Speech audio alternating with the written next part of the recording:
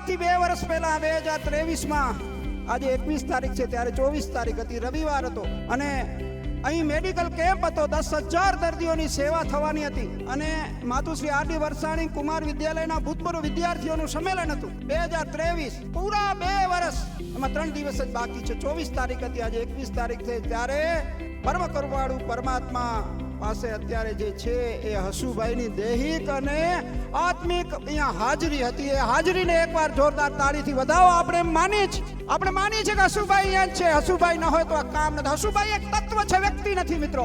હસુભાઈ એક તત્વ છે, અને એ તત્વ આપણી વચ્ચે રહેવાનું છે, આદિ અનાદિ સુધી રહેવાનું છે. ન ભૂતો ન ભવિષ્યથી એવો કોઈ વ્યક્તિ આ કચ્છમાં બાક્યો હોય આપણે. પણ હસુભાઈ આજના સમયના ભામાશા, આજના સમયના જગડુશા હતા, કે એણે ભામાશા ને જગડુશા એટલે બંકાઈ ગયા કે એને રાજને ટેકો આપ્યો. જ્યારે હસુભાઈએ તો જે રાજને ટેકો આપે એ તો ચમકે, પણ હસુભાઈએ તો રૈયતને ટેકો આપ્યો. સાહેબ, રૈયતને ટેકો આપવા વાળો માણસ હતો.